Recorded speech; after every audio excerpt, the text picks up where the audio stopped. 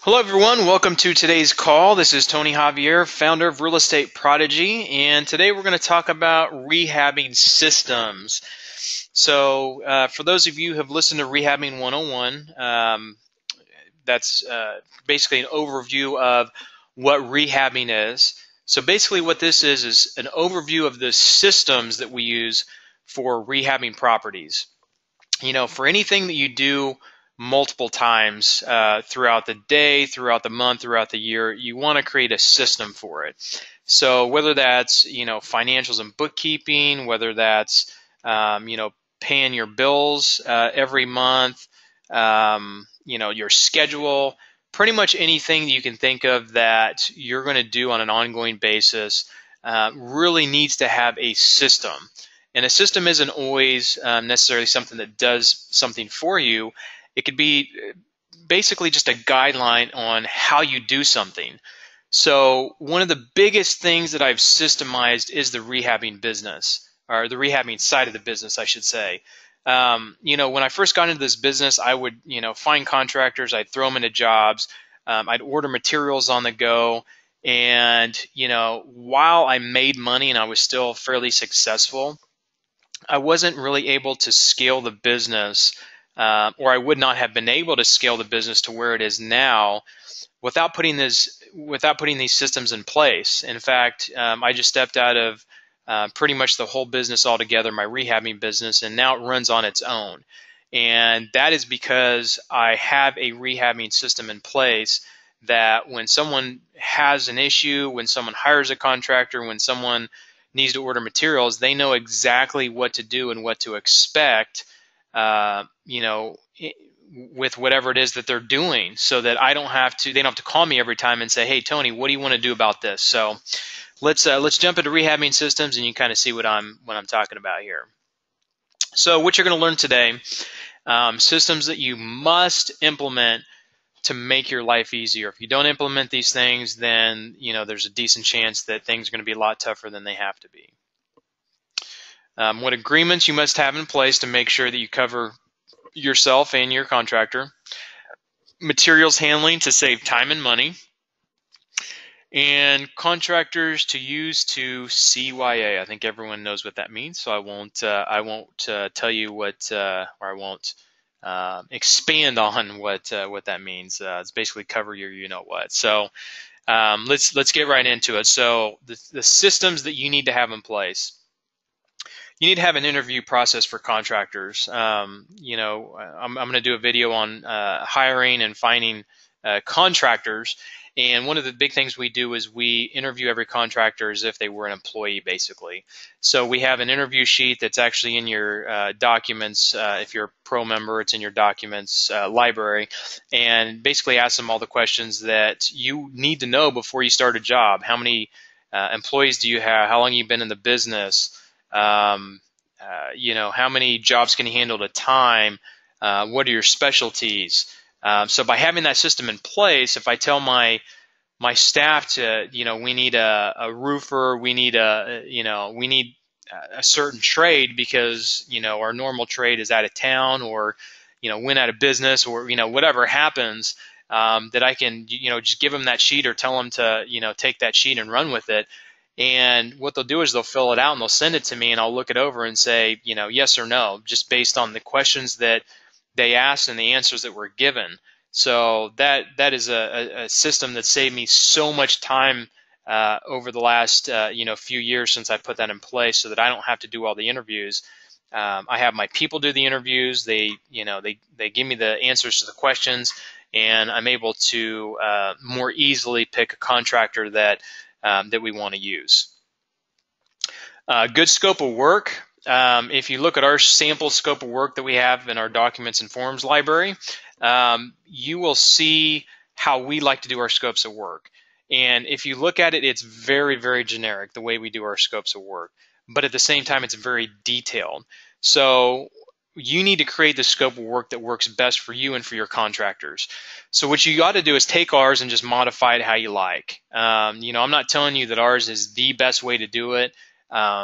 our scope of work is the best way for us because of the contractors we use, because of the way we do things. So, with our scopes of work, we separate, electrical, plumbing, sheetrock, and make sure that when we do our scopes of work, we try and include everything that you possibly can in that scope of work in the beginning.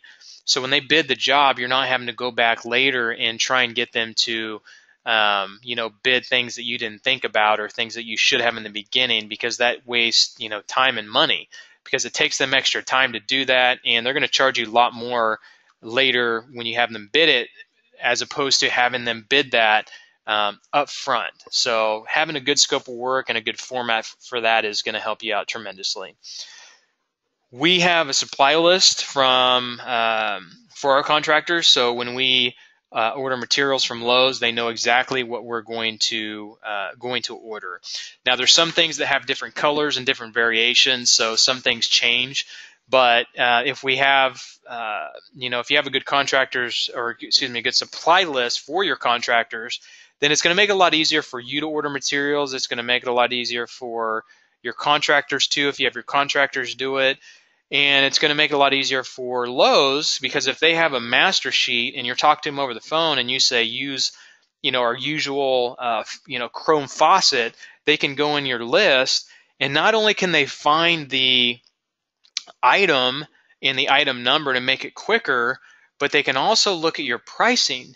One of the things that we can provide to you is bulk pricing and setting you up to get bulk pricing. So if a fixture is usually $30, and because of bulk pricing, the way that we help you set that up, you can get that for $26.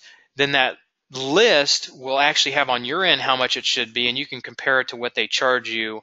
And for them to have it, they can also see it as well. So they go to their master list, punch in the item number, and then they change the price to where it should be for your pricing. So that's something that we set up just in the last couple of years that has completely changed the way that we order supplies. It's made it so much easier, and we're saving probably 20% on our materials every time that we order. For ordering materials, we have a system for that. So what we do is we order all the materials up front that we need to start the job. So any shutoffs for the property, plumbing shutoffs, any framing if we provide framing materials, any sheetrock if we provide sheetrock materials, which those two things we don't typically provide. But if you do decide to provide those and that's your model, then get those ordered up front. I'm trying to think what else. Pretty much anything that you need to start the job. If sheetrock and framing are going to be done quickly, then I order trim in that as well, and cabinets. And if they're not needed up front, if it's going to be a while for sheetrock and plumbing for framing, electrical, and plumbing to be done, then the sheetrock, then your second delivery is always going to be, the things that need to be done before paint. So, cabinets, countertops,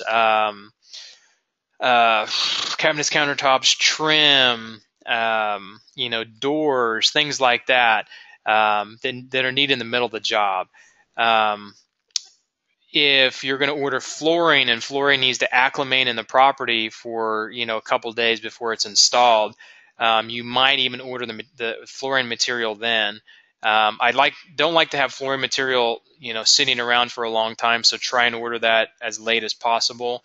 But if you're getting all your supplies from one place, most of your supplies from one place like we do and like I recommend you do, then you may have to add it to that list in order to get have a better delivery process and not have to have 4 or 5 different deliveries. But don't be afraid to order the materials for the flooring separately and have those delivered later if it's going to be another week to 10 days after you install the trim and cabinets and things like that.